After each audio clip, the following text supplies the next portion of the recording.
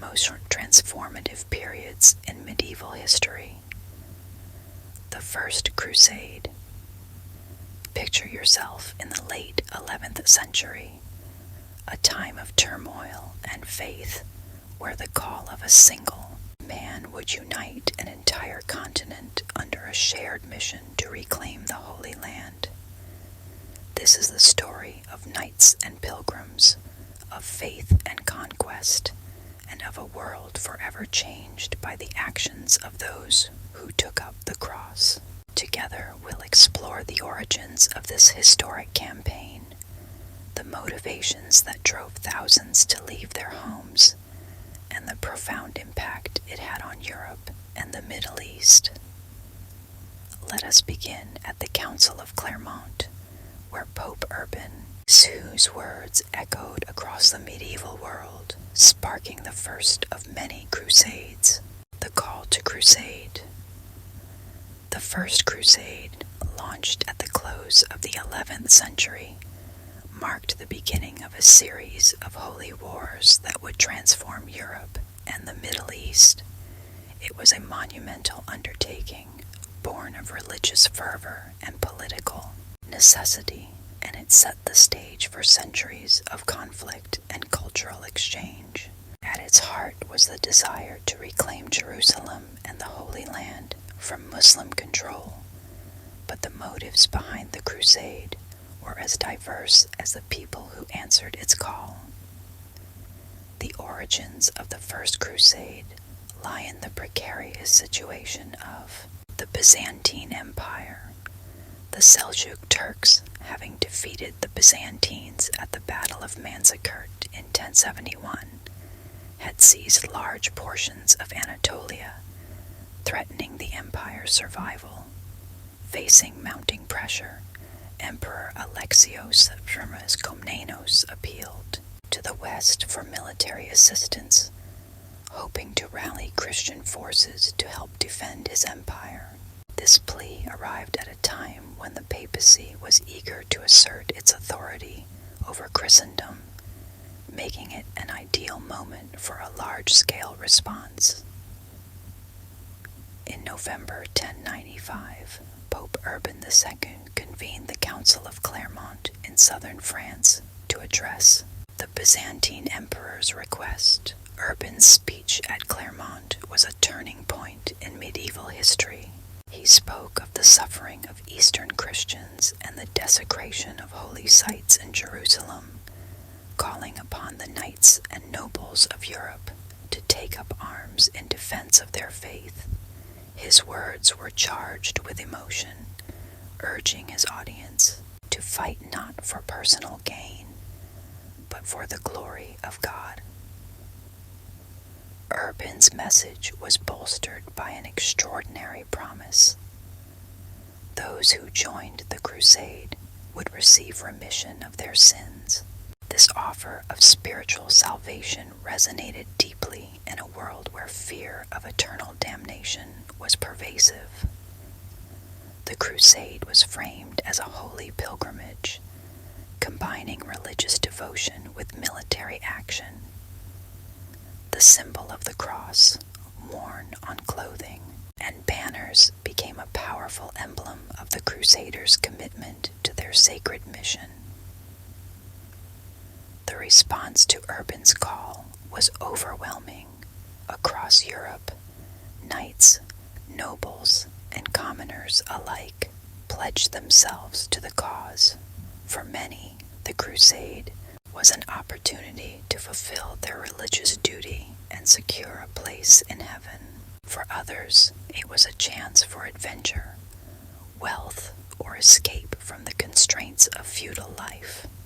Entire families sold their possessions to fund the journey, and communities rallied to support those who would travel to the Holy Land. The early stages of the crusade were chaotic. Bands of peasants and untrained fighters, collectively known as the People's Crusade, set out before the main armies were organized. These groups, led by figures like Peter the Hermit, lacked the discipline and resources needed for such an arduous journey. They faced hardship, hunger, and hostility as they moved eastward, and many were ultimately wiped out by Turkish forces in Anatolia. Despite these early setbacks, the enthusiasm for the First Crusade remained strong. The more organized armies of knights and nobles began to assemble, preparing for a campaign that would take them across Europe, through Byzantium, and into the heart of the Islamic world. This unprecedented mobilization marked the beginning of a transformative period in medieval history, one that would shape the destinies of both Europe and the Middle East for generations to come. The context: religious and political climate of the 11th century. The First Crusade did not arise in isolation. It was a product of the complex religious, political, and social dynamics of the 11th century.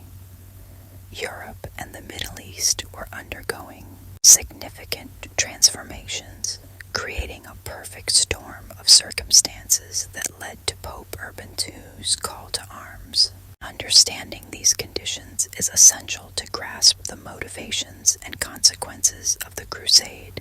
By the late 11th century, Western Europe was emerging from centuries of instability following the collapse of the Western Roman Empire. Feudalism had become the dominant social and political structure, with power concentrated in the hands of local lords and nobles. This fragmented landscape fostered frequent conflict among rival factions, with knights often engaging in private wars that disrupted communities. The Church sought to mitigate this violence through initiatives like the Peace of God and the Truce of God, which limited when and where knights could fight. The Crusade offered an opportunity to redirect this militaristic energy toward a unified cause that served both religious and political ends. At the same time, the papacy was consolidating its authority over Christendom. The Gregorian reforms, initiated in the mid-11th century, had strengthened the Church's position by asserting the Pope's supremacy over secular rulers. The investiture controversy, a bitter conflict between Pope Gregory VII and Holy Roman Emperor Henry IV over the appointment of bishops, had underscored the Church's growing power. By 1095, Pope Urban II was eager to reinforce this authority and expand the Church's influence, and the idea of a holy war provided a powerful means to achieve this. In the Byzantine Empire, Emperor Alexios of Komnenos faced a dire situation.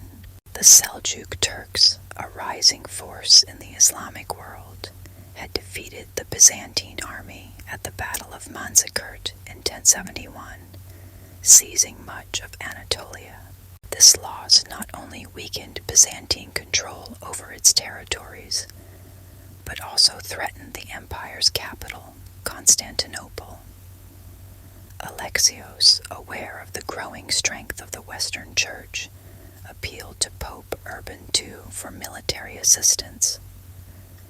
This request for aid, though initially limited to mercenaries, became the catalyst for a much larger movement.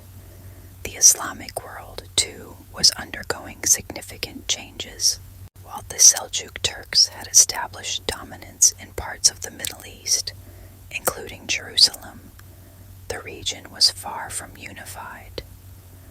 Rivalries between Sunni and Shia factions, as well as conflicts between the Seljuks and the Fatimids, created a fragmented political landscape.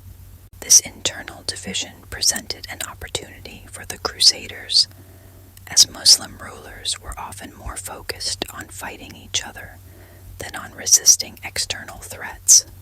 Jerusalem, the spiritual heart of the Crusade, held immense significance for Sunni Christians, Muslims, and Jews alike. For Christians, it was the site of Christ's crucifixion and resurrection, making it a focal point of religious devotion. Pilgrimage to Jerusalem had long been a central practice for medieval Christians, but the city's conquest by the Seljuks and reports of harassment against pilgrims heightened Western Europe's sense of urgency. Although some of these accounts were exaggerated, they played a key role in mobilizing support for the crusade. Economic factors also contributed to the appeal of the First Crusade. Europe's population had grown significantly during the 11th century, placing pressure on resources and prompting some to seek opportunities beyond their borders. For knights and nobles, the crusade promised land, wealth, and status, particularly in the Holy Land. For peasants, it offered an escape from the hardships of feudal life, with the prospect of spiritual redemption as an added incentive. Religious fervor was perhaps the most compelling force driving the crusade. The Church had long portrayed Islam as a threat to Christendom, and Pope Urban II's rhetoric at the Council of Clermont painted the crusade as a divine mission. He emphasized the spiritual rewards of participation, offering indulgences, remission of sins to those who took up the cross. This promise resonated deeply in a world where the fear of eternal damnation was ever present. The idea of reclaiming Jerusalem and the Holy Land for Christianity imbued the crusade with a sense of purpose that transcended individual ambition. The First Crusade was, therefore, a convergence of diverse motivations and circumstances. It united the fragmented kingdoms of Europe under a common banner, while also addressing the political and religious challenges of the time. The appeal of the crusade extended across social classes, from the powerful lords who sought new territories to the common folk who dreamed of salvation and adventure. The Council of Clermont, igniting the crusade. In November 1095, Pope Urban II convened the Council of Clermont in southern France, a gathering that would set the stage for one of the most transformative events in medieval history. This council was ostensibly called to address church reform and ecclesiastical matters, but it was here that Urban delivered a speech so powerful it would launch the First Crusade and forever alter the relationship between Europe and the Middle East. The Pope's speech, held before a large assembly of clerics, nobles, and commoners, presented the crusade as a divine mission to rescue the Holy Land and Eastern Christians from Muslim control. Urban began by recounting the plight of the Byzantine Empire, which was struggling against the advance of the Seljuk Turks. He emphasized the loss of Christian lands in the east and the desecration of sacred sites, painting a grim picture of suffering and desecration. Though some of these accounts were exaggerated for effect, they resonated deeply with his audience. Urban framed the crusade as a spiritual obligation, urging those present to take up arms in defense of their faith. He promised extraordinary rewards for participation, offering the remission of sins and the assurance of eternal salvation for those who joined the campaign. This promise of indulgence was unprecedented and provided a powerful incentive, particularly in a society where fear of eternal damnation was pervasive. Urban's rhetoric stirred emotions, and the crowd responded with cries of Deus vult, God wills it, a phrase that would become the rallying cry of the Crusaders.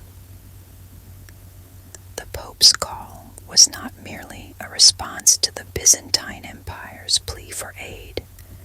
it also served his broader goals. Urban saw the crusade as an opportunity to unite the fractured kingdoms of Europe under a common cause, redirecting the aggression of warring knights away from internal conflicts and toward an external enemy. It was also a means of asserting the papacy's authority as the spiritual leader of Christendom, reinforcing its position at the heart of medieval European society. The response to Urban's speech was immediate and overwhelming. Nobles, knights, and commoners alike were inspired to join the crusade, motivated by a mixture of religious fervor, personal ambition, and the hope of salvation. The symbol of the cross, sewn onto clothing or worn as a badge, became a powerful emblem of devotion and unity. Entire families sold their possessions to fund their participation, while communities rallied to support those who would undertake the perilous journey to the Holy Land. Urban's speech at Clermont marked the beginning of an unprecedented mobilization. Across Europe, lords and knights began organizing their forces, gathering supplies, and pledging to take up the cross. Figures like Raymond of Toulouse, Godfrey of Bouillon, and Bohemond of Taranto emerged as leaders, each bringing their own armies to the cause. While their motivations varied, they shared a commitment to the mission outlined by Urban, a mission they believed was divinely ordained. Urban followed up his speech with a tour of France, preaching the crusade to local communities and recruiting support. His message spread rapidly, reaching all corners of Europe and inspiring thousands to join the cause. The momentum generated by his words created a sense of urgency and purpose that united people across social and political boundaries. The Council of Clermont was more than just a gathering. It was a turning point that fused religion, politics, and military ambition into a single movement. Urban's vision of a united Christendom reclaiming the Holy Land struck a chord with a medieval society deeply rooted in faith and honor. The Crusade offered not only spiritual rewards, but also the promise of adventure, wealth, and glory, making it an appealing prospect for people from all walks of life. The council's impact extended far beyond the immediate preparations for the crusade. It set a precedent for the use of religious rhetoric to mobilize large-scale military campaigns, establishing the papacy as a central authority capable of uniting Europe under a common cause. The idea of holy war, first articulated at Clermont, would shape the character of European warfare for centuries to come.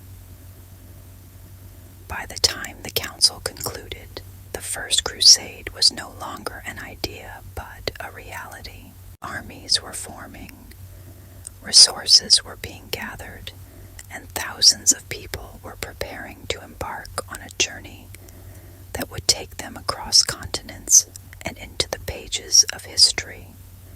The spark ignited at Clermont would soon grow into a fire, reshaping the medieval world and leaving a legacy that continues to echo through time. Recruitment and preparation, gathering the armies of Christendom. After Pope Urban II's call to arms at the Council of Clermont in 1095, Europe erupted into a wave of religious fervor and preparation for the First Crusade. Nobles, knights, and commoners alike began organizing for a monumental journey to the Holy Land, driven by a mixture of faith, ambition, and a desire for salvation. This period of recruitment and preparation marked the transformation of Urban's vision into a tangible movement that would reshape both Europe and the Middle East. The response to Urban's call was overwhelming. Across Europe, local leaders, bishops, and nobles took up the task of recruiting participants. The promise of indulgences, the remission of sins, was a powerful motivator, particularly in a society deeply concerned with the afterlife. The symbolic act of taking the cross, marked by sewing a cross onto one's clothing, became a public declaration of commitment to the crusade. Sermons and local assemblies reinforced the religious and moral urgency of the mission, ensuring that even those who could not join directly supported the effort through donations or labor. Knights formed the backbone of the crusading armies. As members of the warrior class, they were skilled in combat and eager for opportunities to demonstrate their prowess. The crusade provided them with a chance to gain honor, land, and wealth while fulfilling their religious duty. Lords such as Raymond IV of Toulouse, Godfrey of Bouillon, and Bohemond of Taranto emerged as prominent leaders, each commanding sizable contingents of knights and soldiers. Their motivations were varied. Some sought divine favor, while others saw the crusade as a way to expand their influence or resolve local disputes through distant conquest. The recruitment efforts extended beyond the nobility. Many commoners, including peasants and artisans, also took up the cross. For them, the crusade was an opportunity to escape the hardships of feudal life, find adventure, or seek spiritual redemption. Entire families sometimes joined the movement, leaving behind their homes and possessions in the hope of reaching Jerusalem. Communities supported these efforts by pooling resources, providing supplies, or organizing public blessings for those who were departing.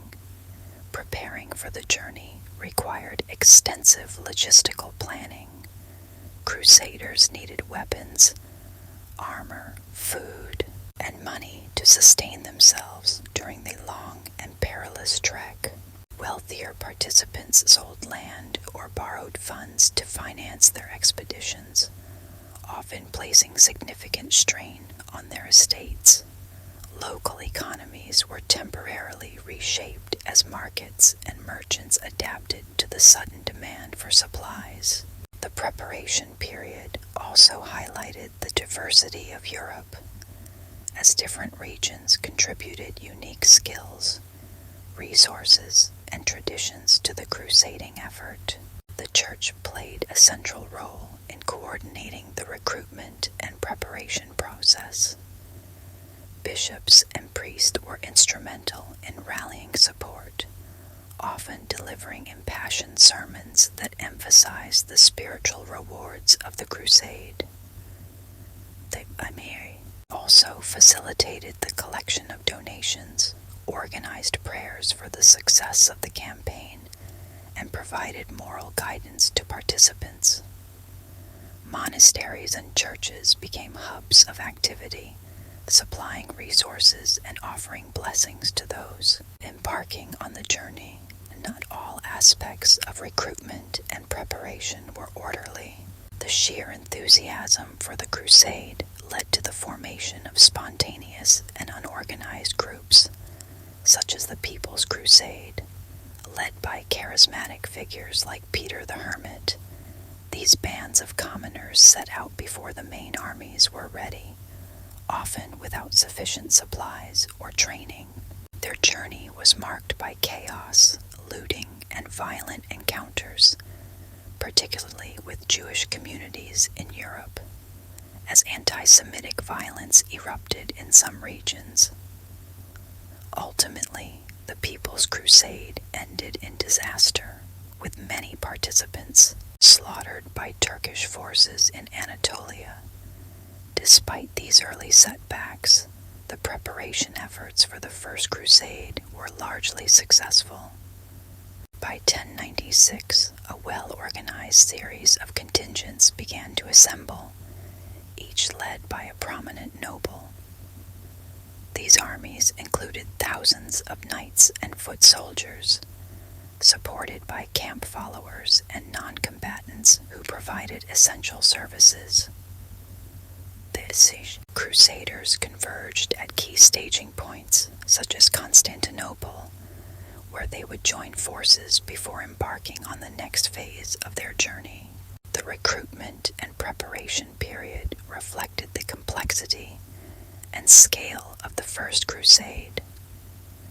It united people from diverse regions and social classes under a shared goal, blending religious devotion with practical ambition. This remarkable mobilization was a testament to the power of faith and the organizational capabilities of medieval society. The People's Crusade, chaos and early failures. Before the main armies of the First Crusade could organize and march toward the Holy Land, an unplanned and chaotic movement, known as the People's Crusade, unfolded. This early wave of participants, composed largely of commoners, peasants, and a handful of minor nobles, lacked the discipline, resources, and military expertise needed for such an ambitious endeavor. Their journey, marked by chaos, violence, and eventual disaster, highlights the immense fervor ignited by Pope Urban II's call and the unpredictable nature of mass movements in medieval Europe. The People's Crusade began almost immediately after Urban's speech at the Council of Clermont in 1095. Inspired by his call to liberate Jerusalem and secure salvation, thousands of ordinary people, many with no military training or experience, took up the cross. For these individuals, the crusade represented not only a holy mission, but also an opportunity to escape the hardships of feudal life, seek divine favor, or find adventure. They were led by charismatic figures like Peter the Hermit, a monk known for his fiery sermons and simple lifestyle. Peter became the spiritual leader of the movement, rallying large crowds with his impassioned calls to action. Unlike the more structured contingents of knights and nobles that would follow, the People's Crusade was poorly organized. Participants often lacked adequate supplies, weapons, or funds for the journey ahead. Many relied on donations from local communities or resorted to looting as they traveled, creating tensions with the very towns and villages they passed through. This lack of preparation foreshadowed the difficulties that would plague the movement. One of the most troubling aspects of the People's Crusade was the violence that erupted against Jewish communities in Europe. In the Rhineland, particularly in cities like Mainz, Speyer, and Cologne, crusading bands targeted Jewish populations in a series of brutal massacres. Driven by a toxic mix of religious zeal, greed, and long-standing anti-Semitic sentiments, these groups justified their actions by framing Jews as enemies of Christianity. Despite efforts by some local bishops to protect their Jewish communities, the violence claimed thousands of lives and left a dark stain on the legacy of the First Crusade. The journey of the People's Crusade to the east was fraught with hardship. Hunger and disease took their toll as the poorly provisioned groups made their way through Europe. Upon reaching Constantinople in 1096, They presented a significant challenge to Emperor Alexios II Komnenos. The Byzantine ruler had expected disciplined Western knights to aid his efforts against the Seljuk Turks, but instead he was faced with a disorganized mass of untrained and unruly crusaders. Alexios, wary of the potential for unrest in his capital, quickly arranged for the People's Crusade to cross the Bosporus and enter Anatolia. Once in Anatolia, the true vulnerability of the People's Crusade became evident. Lacking military discipline and coherent leadership, the Crusaders were unable to mount an effective defense against the Seljuk Turks. In October 1096, near the city of Nicaea, the Turks launched a devastating attack, slaughtering or capturing the majority of the Crusaders. Only a small fraction of the participants managed to survive and retreat to Constantinople, where they awaited the arrival of the main crusading armies. The failure of the People's Crusade underscored the dangers of uncoordinated and impulsive actions in such a vast and complex campaign. While their enthusiasm and devotion were undeniable, their lack of preparation and organization rendered them vulnerable to the harsh realities of medieval warfare. Their defeat served as a grim reminder of the challenges that lay ahead for the more structured contingents that followed. Despite its disastrous outcome, the People's Crusade was a testament to the power of faith and the appeal of urban Jews' call. It demonstrated the depth of religious devotion in medieval Europe, as well as the willingness of ordinary people to make extraordinary sacrifices for a cause they believed was divinely ordained. However, it also highlighted the darker aspects of the crusading movement, including the violence and chaos that could arise when fervor was unaccompanied by strategy and discipline. The People's Crusade, though a tragic chapter in the history of the First Crusade, set the stage for the arrival of the main crusading armies. These more organized and experienced forces would learn from the failures of their predecessors, bringing a new level of discipline and cohesion to the campaign. The journey to the Holy Land was far from over, and the challenges that awaited the Crusaders would test their resolve in ways they could scarcely imagine. Marching to the east, the journey to the Holy Land. With the failure of the People's Crusade behind them, the main armies of the First Crusade began their long march to the Holy Land in late 1096. Unlike their ill-fated predecessors, these forces were more organized and led by some of Europe's most prominent nobles. Yet their journey was fraught with challenges, from logistical difficulties to complex political negotiations.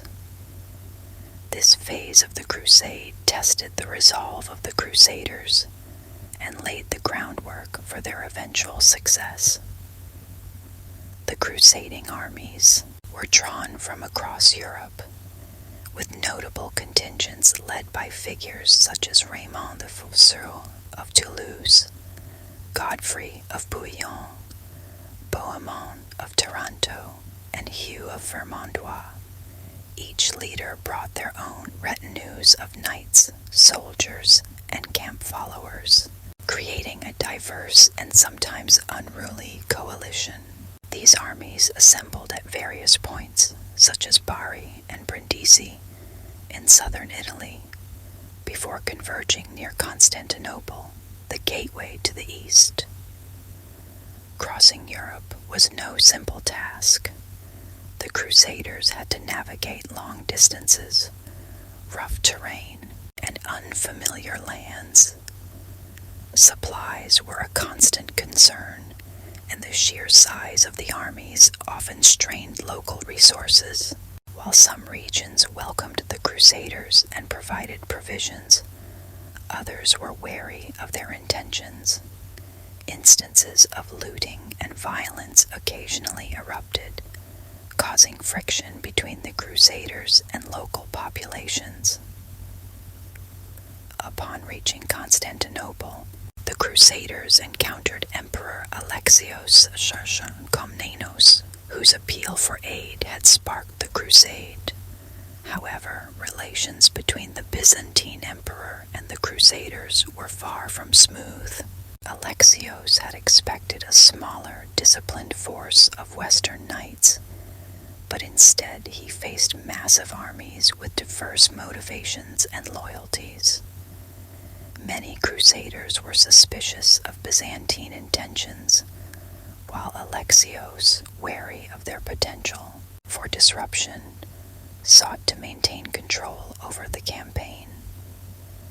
To secure their cooperation, Alexius required the crusading leaders to swear an oath of loyalty, promising to return any lands they captured to Byzantine control, while some leaders, like Bohemond of Taranto, begrudgingly complied. Others, such as Raymond of Toulouse, resisted. Despite these tensions, the Crusaders eventually crossed the Bosporus into Anatolia in 1097, marking the true beginning of their military campaign. The march through Anatolia was grueling. The Crusaders faced scorching heat, limited water supplies, and hostile terrain. Seljuk forces, well adapted to the environment, used hit-and-run tactics to harass the Crusaders, forcing them to remain vigilant and cohesive. Despite these challenges, the Crusaders achieved their first major victory at Nicaea in June 1097. With Byzantine support, they besieged the city and forced its surrender, handing it back to Alexios as part of their agreement. From Nicaea, the Crusaders continued their journey southward, encountering both military and logistical obstacles. The march to Antioch, a key city on the road to Jerusalem, was particularly arduous. The harsh conditions tested the endurance of the Crusaders, with disease and starvation claiming many lives. Yet the shared sense of divine mission kept the armies moving, even as morale wavered. The journey to the Holy Land was also marked by encounters with local Christian communities, many of whom viewed the Crusaders with a mixture of hope and apprehension.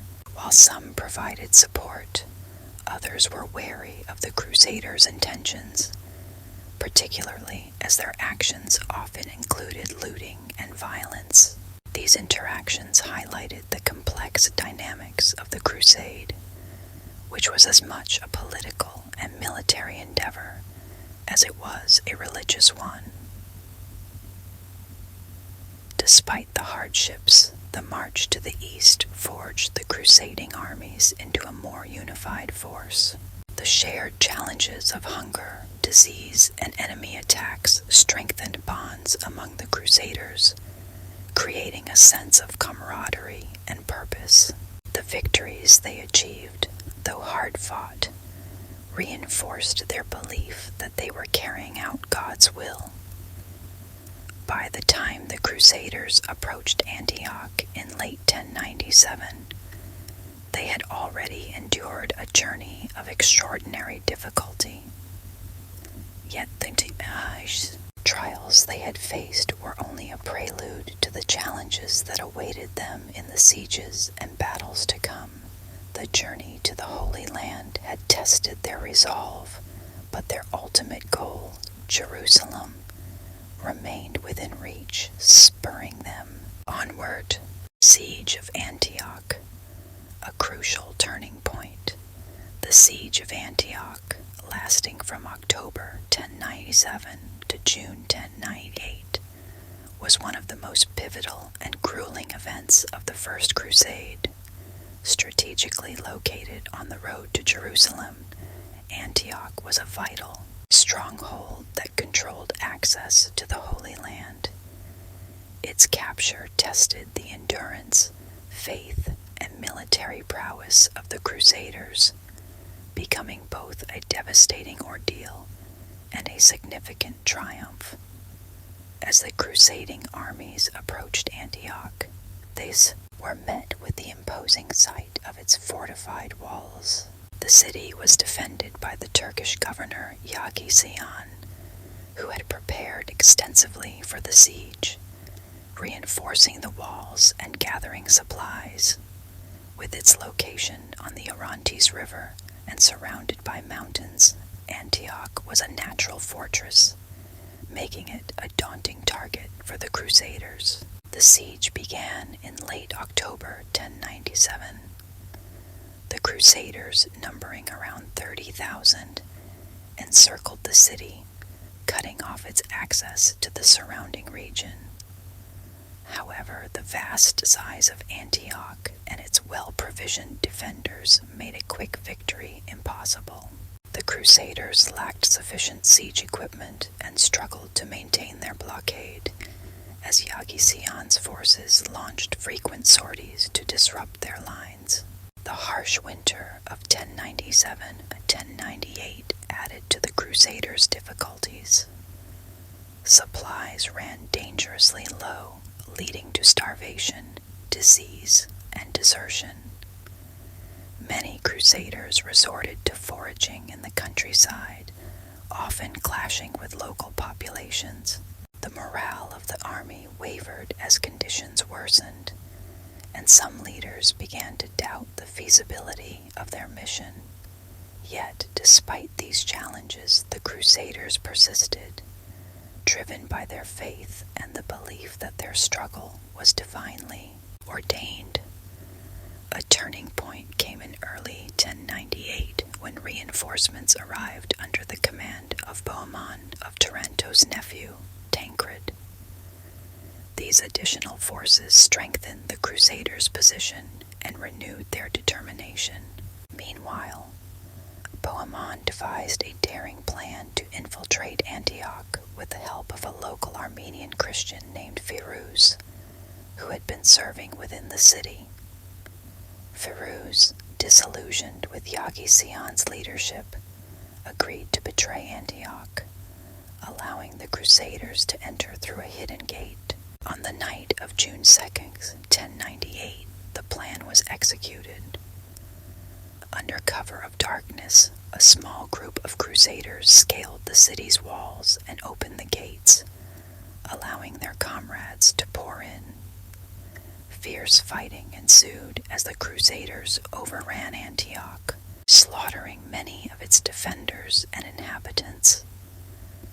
Yagi Sian fled, but was captured and killed shortly afterward. By dawn, the city was in Crusader hands, marking a major victory. However, the triumph was short-lived. Just days after capturing Antioch, the Crusaders found themselves besieged by a large relief force led by Kerboga, the Atabeg of Mosul. Trapped within the city, the Crusaders faced a dire situation. Supplies were scarce, morale was low, and many feared they would be annihilated. Desperation turned to faith as the leaders sought divine intervention, calling for prayers and fasting to bolster the army's spirit.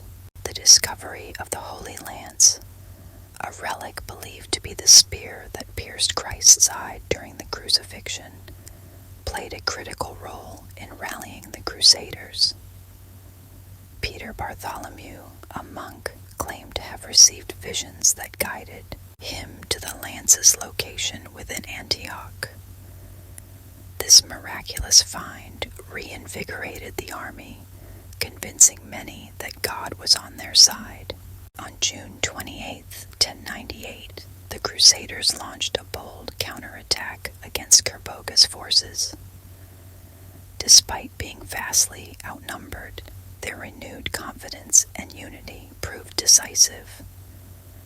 Kerboga's army, weakened by internal divisions and surprised by the Crusaders' resolve, was routed, and the siege was lifted. The victory at Antioch was a turning point in the First Crusade, solidifying the Crusaders' belief in their divine mission and demonstrating their capacity to overcome seemingly insurmountable odds. The capture of Antioch came at a great cost. The prolonged siege had depleted the Crusaders' numbers and strained their resources. Tensions among the leaders also emerged, particularly between Bohemond and Raymond IV of Toulouse, as both sought to claim the city for themselves. Bohemond ultimately secured control of Antioch, establishing it as a crusader state and a critical foothold in the region. The siege of Antioch underscored the complexity of the First Crusade. It was not merely a military campaign, but a test of endurance, leadership, and faith. The victory demonstrated the Crusaders' ability to adapt and persevere, but it also revealed the fractures within their ranks that would continue to challenge their unity. As the Crusaders turned their attention toward Jerusalem, the lessons of Antioch would shape the remainder of their journey. The capture of Jerusalem, triumph and tragedy. June 1099, after a journey filled with hardship and loss, the Crusaders reached Jerusalem, their ultimate goal. The Holy City, long under Muslim control, was a beacon of spiritual significance and the heart of their mission. Yet the final stage of their campaign would prove to be one of the most grueling and devastating chapters of the First Crusade. Jerusalem was under the control of the Fatimid Caliphate, which had recently retaken the city from the Seljuks. The city's governor, Iftikhar ad-Dawla, had fortified its defenses in anticipation of the Crusaders' arrival. The city was surrounded by thick walls, towers, and a determined garrison, making it a formidable target. Meanwhile, the Crusaders, who numbered fewer than 15,000 after years of losses, were ill-supplied and exhausted from their long journey. The siege began on June 7th, 1099. The Crusaders encircled the city, hoping to starve out the defenders while preparing for a full-scale assault. Initial attempts to breach the walls failed, as the defenders used arrows, stones, and boiling oil to repel the attackers. The Crusaders faced dire conditions, with water and food scarce in the arid terrain. Despite these challenges, their determination remained strong. Religious leaders within the army organized prayers, fasts, and processions to inspire the soldiers, invoking divine aid for their holy mission. The turning point came when the Crusaders constructed siege towers and battering rams using timber from the few available forests in the region. These siege engines gave them a tactical advantage, allowing them to scale the walls during their final assault. On July 15th, after weeks of preparation, the Crusaders launched a coordinated attack. With their siege towers in position, they breached the northern walls near the Tower of David. Once inside, they overwhelmed the defenders, opening the gates to allow the rest of the army to enter. The victory was followed by one of the most infamous massacres of the medieval period. Driven by religious zeal and years of pent-up frustration, the Crusaders unleashed their fury on the city's inhabitants. Muslims and Jews alike were killed indiscriminately, with many seeking refuge in mosques and synagogues only to be slaughtered. The streets of Jerusalem ran red with blood, and contemporary accounts describe scenes of unimaginable violence, while some leaders, such as Tancred of Hauteville, attempted to provide protection to specific groups. Their efforts were largely ignored in the chaos. Despite the horrific violence, the Crusaders saw their victory as divinely ordained. After the city was secured, they gathered at the Church of the Holy Sepulchre, the site of Christ's crucifixion and resurrection, to offer prayers of thanksgiving. The sight of the reclaimed holy city brought a sense of fulfillment to their arduous journey, reinforcing their belief that they were instruments of God's will. In the aftermath, the Crusaders established the Kingdom of Jerusalem, one of several Crusader states that would serve as footholds in the Holy Land. Godfrey of Bouillon, a key leader in the Crusade, was elected ruler of Jerusalem. However, he declined the title of king, instead adopting the title Advocatus Sancti Sepulchri, defender of the Holy Sepulchre, to emphasize the city's sacred nature. The capture of Jerusalem marked the culmination of the First Crusade, but it also left a legacy of profound consequences. For the Crusaders, it was a moment of triumph and spiritual vindication. For the Islamic world, however, it was a catastrophic loss that ignited a deep sense of grievance and a determination to reclaim the holy city. The massacre of Jerusalem's inhabitants further fueled animosity between Christians and Muslims, casting a shadow over the Crusaders' achievement. The conquest of Jerusalem was both a triumph and a tragedy, encapsulating the dual nature of the First Crusade. It demonstrated the extraordinary resolve and faith of the Crusaders, but also revealed the devastating human cost of their mission. Jerusalem, the heart of their holy war, would remain a symbol of both conflict and devotion, its fate intertwined with the struggles of the centuries to come, establishing the Crusader states. A fragile foothold. After the capture of Jerusalem in 1099, the Crusaders faced the monumental task of consolidating their hard-won territories. Their mission had succeeded in reclaiming the Holy City and other significant regions, but maintaining control over these lands required establishing governance, defending against counterattacks, and fostering stability in a hostile environment. The creation of the Crusader states was a direct response to these challenges, laying the groundwork for nearly 2 centuries of Christian rule in the Levant. The Kingdom of Jerusalem became the centerpiece of the Crusader states, encompassing much of the land the Crusaders had fought to claim. Godfrey of Bouillon, who played a pivotal role in the First Crusade, was elected its first ruler, refusing the title of king out of reverence for the sacred nature of Jerusalem.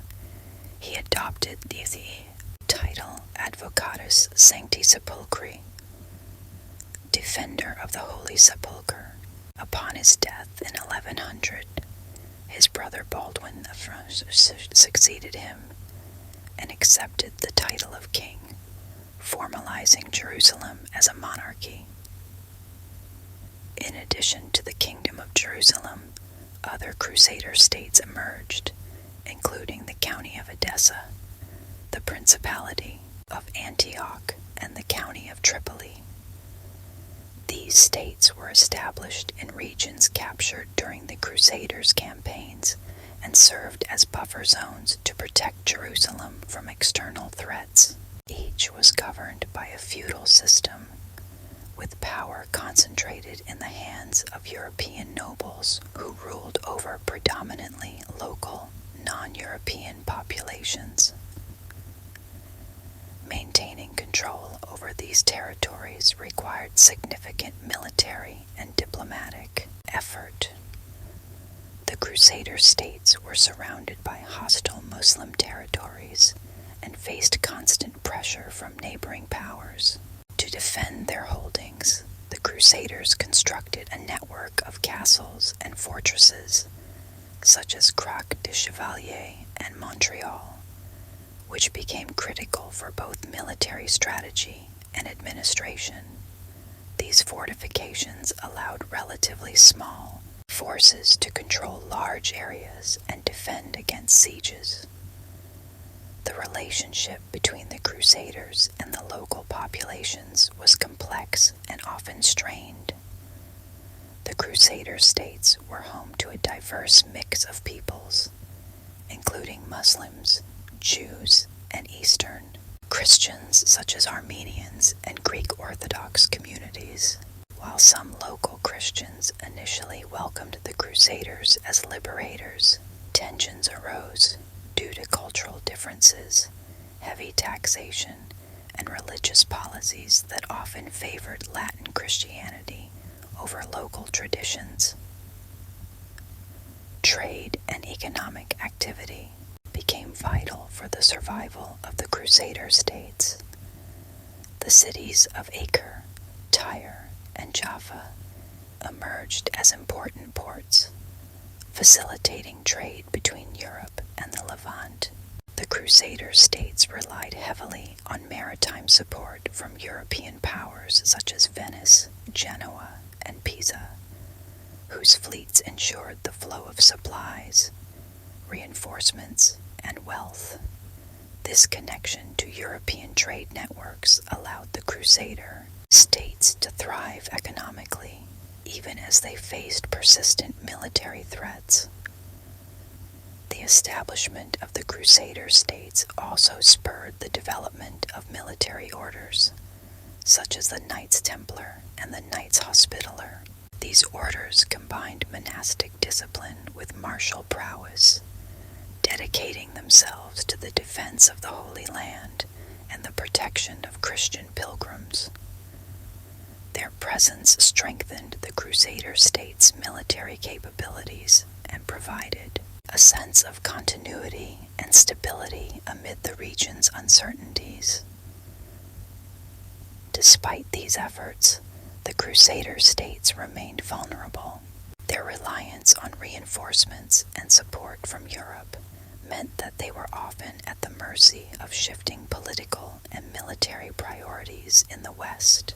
The fractured nature of the Muslim world initially allowed the Crusaders to maintain their foothold, but as Muslim leaders like Zengi, Nur ad-Din, and later Saladin began to unify their forces, the balance of power shifted.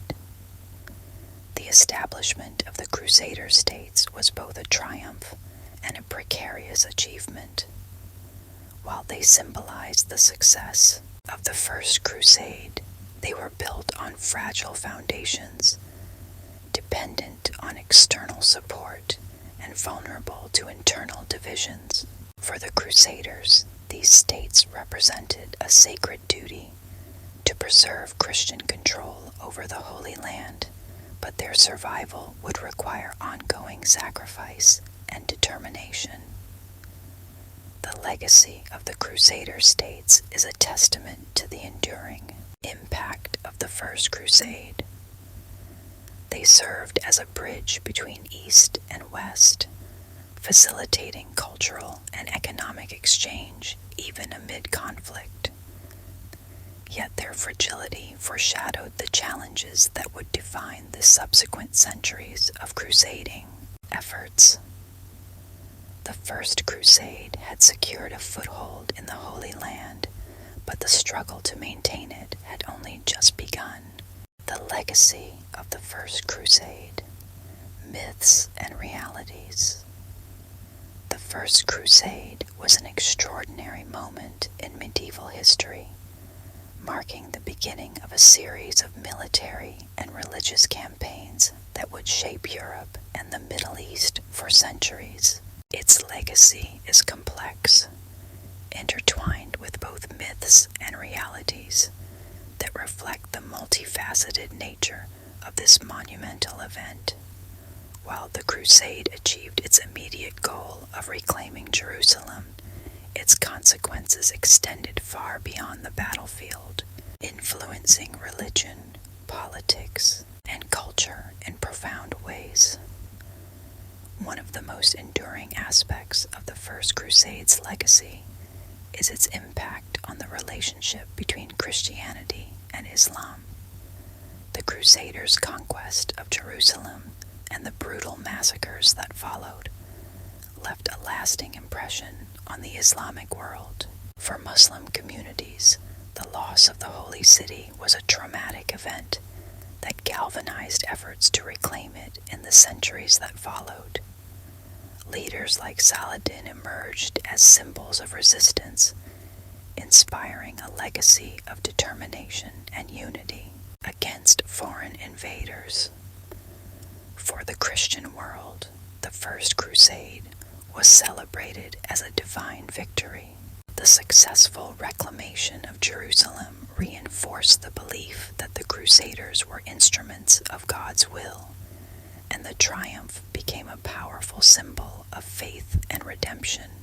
Stories of the Crusade spread across Europe, inspiring further expeditions and solidifying the idea of holy war as a legitimate and sacred endeavor. However, the violence and destruction that accompanied the Crusade also raised moral and ethical questions, some of which were debated within the Church itself. The First Crusade also left a significant cultural and intellectual legacy.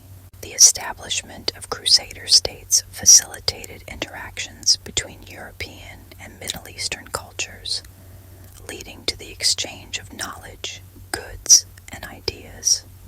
Europeans encountered advanced medical practices, scientific knowledge, and architectural techniques in the Islamic world, which they later adapted and incorporated into their own societies.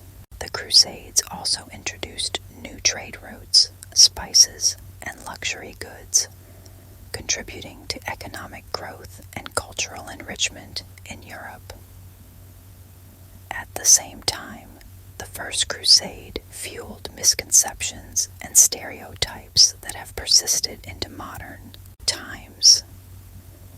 The depiction of Muslims as the other, an adversary to Christendom, was reinforced by the rhetoric of the Crusades. These perceptions shaped European attitudes toward the Islamic world, often portraying it as monolithic and antagonistic. Such narratives, while simplified and inaccurate, have had lasting effects on intercultural relations. The First Crusade also highlighted the growing authority of the papacy. Pope Urban II's ability to rally Europe under a unified religious cause demonstrated the Church's power to influence political and military affairs. This success emboldened the papacy to launch subsequent crusades, further entrenching the idea of the Pope as a leader not only of spiritual matters, but also of Christendom's temporal concerns. However, this expanded role also brought challenges, as the Church became increasingly entangled in the complexities of medieval politics. For the participants of the First Crusade, the legacy was deeply personal. Many crusaders returned to Europe with stories of heroism and suffering, while others chose to remain in the newly established crusader states. The scars of the journey, both physical and emotional, were carried by survivors, shaping their families and communities for generations. The crusade also left a legacy of pilgrimage, as Christian devotion to the Holy Land intensified in the wake of the campaign. Modern interpretations of the First Crusade continue to grapple with its complexities. Some view it as a testament to human ambition and faith, while others focus on the violence and destruction it unleashed. Historians have sought to uncover the nuanced motivations of its participants, ranging from religious devotion to personal gain, while exploring its long-term effects on Europe and the Middle East. The First Crusade was not simply a military campaign, it was a transformative event that reshaped the medieval world. Its myths and realities are intertwined, reflecting the hopes, fears, and ambitions of those who lived through it. The legacy of the First Crusade reminds us of the enduring power of faith and the complexities of human history, offering lessons that resonate far beyond the medieval era.